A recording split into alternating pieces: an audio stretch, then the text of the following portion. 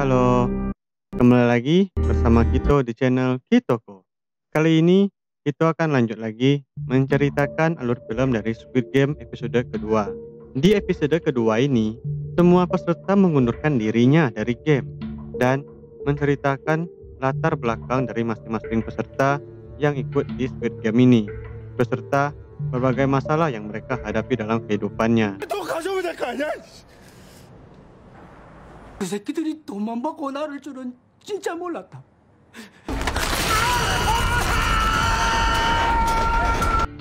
Sehingga mereka pun akhirnya memutuskan kembali untuk ikut ke dalam permainan. Jadi, tidak usah panjang lebar lagi, silakan sanak segalo mencari posisi tersantuy dan kita akan menceritakan alur dari film Squid Game episode kedua.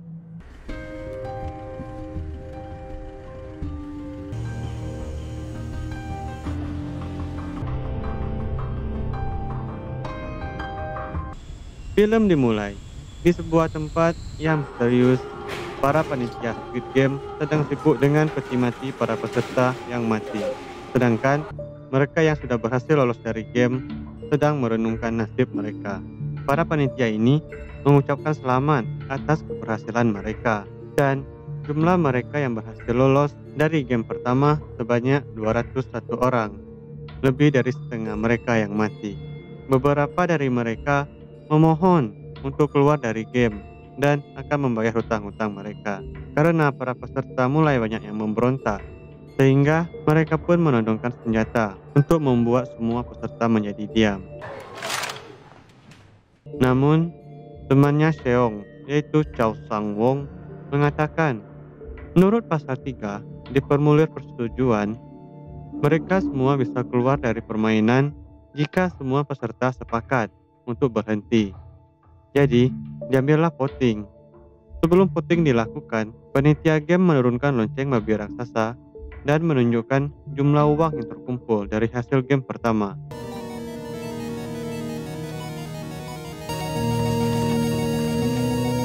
Uang yang terkumpul sejumlah 25,5 juta won, atau kalau dirupiahkan ya sekitar 3 miliar rupiah. Hasil uang tersebut dikalikan dengan jumlah banyaknya peserta yang gugur. Selanjutnya, voting suara pun dilakukan. Seong mendapatkan giliran pertama kali untuk memberikan suaranya, dan Seong memilih untuk berhenti. Karena banyak peserta yang tergiur dengan hadiah yang ditawarkan sangat besar, sehingga jumlah suara yang ingin berhenti dan berlanjut saling berkejaran. Bahkan, sahabatnya sendiri pun memilih untuk melanjuti pertandingan.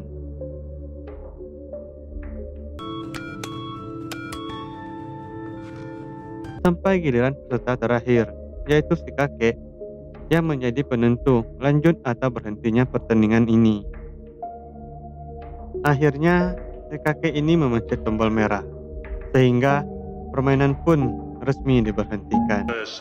이번 게임은 여기서 중단하겠습니다. 완전히 닫지 않겠습니다. 여러분의 다수가 Dan mereka semua pun dikembalikan ke tempat mereka masing-masing. Seong dibuang bersama wanita yang mencopet dirinya. Sedangkan Sang Wo bersama seorang yang menyelamatkan Seong. Pria ini bernama Ali, yang berasal dari Pakistan. Keesokan harinya, Seong melaporkan kejadian yang dia alami ke kantor polisi.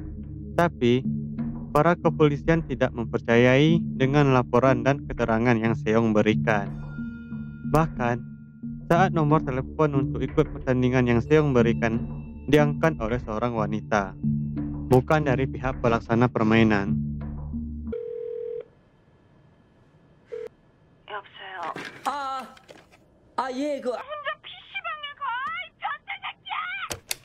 Sehingga Seong pun diusir dari kantor polisi. Bersamaan juga, detektif ini mulai tertarik dengan kartu nomor yang ditinggalkan oleh Seong.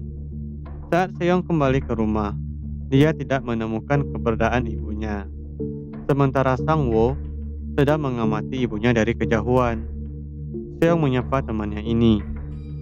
Seong sempat tidak percaya bahwa temannya yang pintar dan jenius ini mempunyai hutang yang sangat banyak akibat dari investasi berkala yang dia ikuti. Dia juga menjadikan aset milik ibunya serta rumahnya sebagai jaminannya. Setelah itu, Seong mendapatkan telepon kalau ibunya berada di rumah sakit. Ibunya ini mengalami diabetes yang parah, sehingga kaki ibunya harus diamputasi. Setelah merasa bisa berjalan, ibunya keluar dari rumah sakit. Seong berusaha menahan ibunya. Ibunya pun mengatakan kalau Seong anak yang tidak bisa diandalkan, dan ibunya juga sudah lelah dengan dirinya. Detektif ini bernama Wang Junho. Rupanya dia sedang mencari keberadaan adiknya yang hilang. Saat dia pergi ke kosan adiknya, dia hanya menemukan kartu game yang sama dengan milik Seong.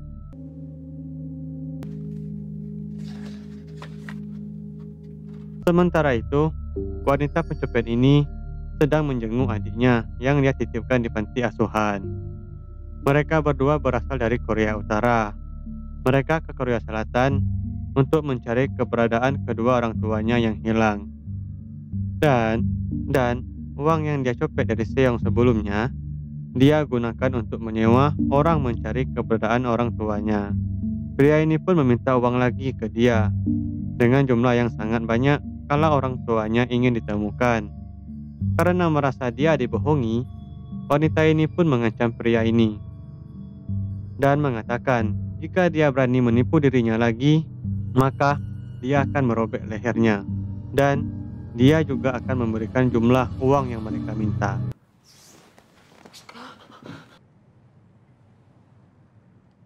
Shin berpindah ke kantor polisi. Detektif ini bertanya tempat tinggal Seong, sedangkan Ali kembali ke tempat dia bekerja dan meminta uang gajinya yang belum bosnya bayar. 사장님, 밀린 월급 주세요. 없어서. 사장님 돈 준다고 했잖아요. Karena bosnya berusaha untuk menghindar, Ali pun mengejar dan merebut uang milik bosnya, sehingga membuat tangan bosnya terjepit dan remuk. Dan Ali pun lari membawa uang tersebut. Ibunya Si Wong masih percaya dengan kata-kata anaknya kalau dia sedang bekerja di Amerika dan akan pulang dalam waktu yang agak lama karena sibuk dalam urusan bekerja. Ibunya Si Wong ini sangat membanggakan anaknya. Sampai akhirnya datanglah kepolisian ke rumahnya ini dan memberikan surat penangkapan atas anaknya yang terlibat kasus penggelapan dana dan penipuan. Tentu dong, ibunya pun sulit untuk percaya atas tindakan anaknya. Sedangkan Sewong berada di apartemen tempat tinggalnya sedang bersantai di bak mandi.